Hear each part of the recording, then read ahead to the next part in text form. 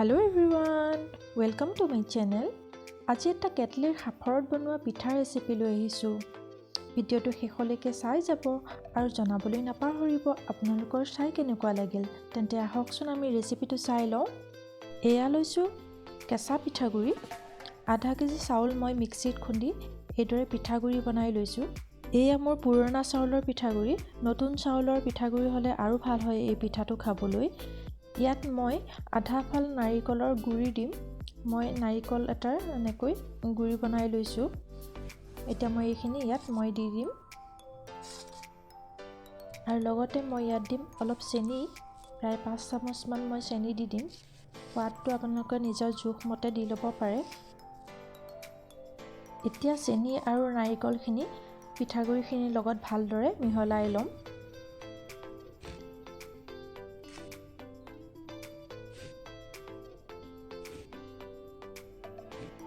এয়া মোৰ মিহলোৱা হৈ গৈছে।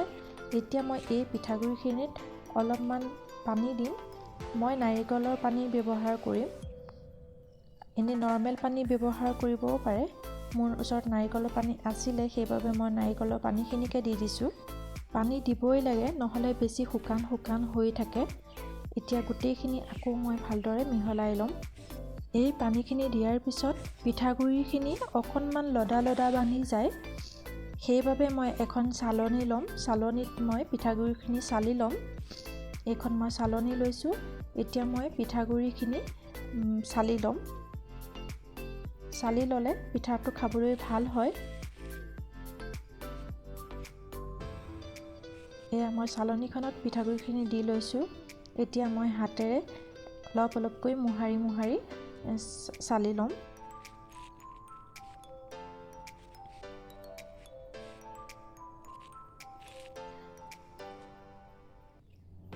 এয়া চাওক, মই চালি লোৱা পিঠাগুড়িখিনি এনেধৰণৰ হৈছে। এতিয়া মই গোটেইখিনি চালি ল'ম। এয়া মোৰ পিঠাগুড়িখিনি চলা হৈ গৈছে। এয়া চাওক, পিঠাগুড়িখিনি এনেকুৱা হৈছে। এতিয়া মোৰ পিঠাখন বনাবলৈ ভাল হ'ব। এতিয়া মই কেটলিৰ সাফৰখন লৈছোঁ। মই এইখন সাফৰ লৈছোঁ। বেছি ডাঙৰো নহয়, বেছি সৰুও নহয়। মই গেছত পানী গৰম হ'বৰ কাৰণে কেটলি বহাই দিছোঁ। এয়া মই পানী গৰম হ'বলৈ দিছোঁ। এতিয়া মই এই কেটলিৰ মুখখনত মই এটা কাগজৰ ঠিলা লগাই দিছোঁ, যাতে ভিতৰৰ ভাপখিনি যাতে বাহিৰলৈ ওলাই নাহে, সেইবাবে মই এই ঠিলাটো লগাই দিছোঁ। এতিয়া মই এখন বগা চাফা কাপোৰ লৈ লৈছোঁ।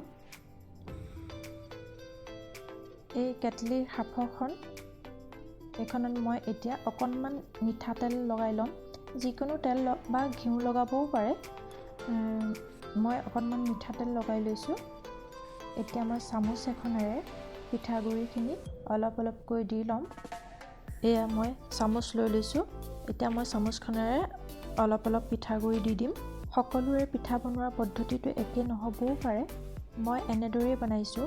এতিয়া মই চামুচখনেৰে অকণমান টিপি দিম, যাতে পিঠাটো লাগি ধৰে ভালদৰে। এতিয়া মই ইয়াত নাৰিকলৰ লাডু আছিলে মোৰ ওচৰত, তাৰে মই কেইটামান ভাঙি ইয়াত মই দি দিছোঁ মাজত। তেতিয়া পিঠাখন খাবলৈ আৰু বেছি টেষ্টি হয়। আপোনালোকে গুড়ো দিব পাৰে। বহুতে গুড়ো দি দিয়ে মাজত। মই এনেকৈ নাৰিকলৰ লাডু ভাঙি পেলাই দি দিছোঁ। এতিয়া আকৌ মই ওপৰত পিঠাগুড়ি দি দিম। এয়া চাওক, মই পিঠাগুড়ি দি দিছোঁ। সাফৰখন ভৰ্তি কৰি দিব লাগে। অলপ টিপি দিছোঁ মই। তাৰপিছত আকৌ মই অলপ পিঠাগুড়ি দি দিছোঁ। মই এনেদৰে আঙুলিটোৰেও মই অলপ টিপি দিছোঁ। নতুন চাউলৰ পিঠাগুড়ি হোৱা হ'লে পিঠাখন বেছি ভাল হ'লহেঁতেন, আঠাটো থাকিলে হয়। এতিয়া মোৰ ওচৰত নতুন চাউল নাই যিহেতু, সেইবাবে মই পুৰণা চাউলতে বনাইছিলোঁ পিঠাখন। এয়া মই এফালে কাপোৰখন লৈ লৈছোঁ। চাওক, এইদৰে মই কাপোৰখনেৰে সাফৰখনত ঢাকি দিছোঁ। তাৰপিছত মই তলফালে কাপোৰখন পকাই দিছোঁ। এনেকৈ সাফৰখনৰ মূৰটোত এনেকৈ মই ঘূৰাই লৈছোঁ। ধৰিব পাৰিছে নিশ্চয়। এতিয়া মই কেটলিৰ মুখখনত সাঁফৰখন দি দিম। এয়া পানী মোৰ উতলি আছে দেখিছে। এতিয়া মই ইয়াত সাঁফৰখন এনেকৈ দি দিছোঁ। এনেকৈ দি দিলেই পিঠাখন নহ'ব, ইয়াৰ ওপৰত মই গধুৰ এটা খুন্দনা দি দিম, যাতে ভিতৰৰ ভাপখিনি বাহিৰলৈ ওলাই নাহে। সেইবাবে এইদৰে মই পিঠাখন বনাইছোঁ। প্ৰায় 15 মিনিটমানৰ সময়ৰ পিছত এয়া মই পিঠাখন উলিয়াই আনিছোঁ। চাওক, এয়া মই পিঠাখন উলিয়াই আনিছোঁ। এয়া চাওক, মোৰ পিঠাখন হৈ গৈছে। এয়া চাওক, মই গৰমে গৰমে আপোনালোকক কাপোৰখন আঁতৰাই দেখুৱাম পিঠাখন কেনেধৰণৰ হৈছে।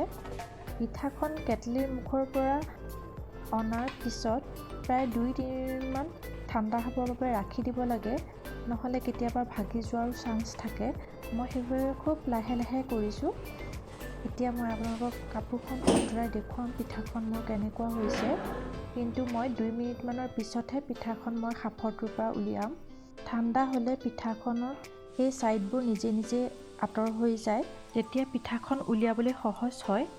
এইদৰে মই গোটেইকেইখন পিঠা বনাই লৈছোঁ। এয়া চাওক, মোৰ পিঠাখন এনেকুৱা হৈছে। এইখন চাওক, দেখিবলৈ কিমান ধুনীয়া হৈছে, খাবলৈ বহুতেই টেষ্টি হয়। এবাৰ ট্ৰাই কৰি চাব, যিসকলে এতিয়াও খোৱা নাই, যিসকলে এতিয়াও বনাই পোৱা নাই। মোক এজন দাদাই এই ৰেচিপিটো দিবলৈ কৈছিলে। তেখেতলোকে হয়তো এনেদৰে বনাই খোৱা নাই, সেইবাবে দিবলৈ কৈছিলে। মই তেখেতৰ কাৰণেই দিছোঁ ৰেচিপিটো, আৰু বহুতে জানে এই পিঠাখন বনাব। ভিডিঅ'টো যদি চাই ভাল পালে প্লিজ লাইক এটা কৰি দিব। ভিডিঅ'টো চোৱাৰ বাবে বহুত বহুত ধন্যবাদ। তেন্তে আজিলৈ আহোঁ, আকৌ এটা নতুন ৰেচিপিৰ সৈতে পুনৰ লগ পাম। Bye bye.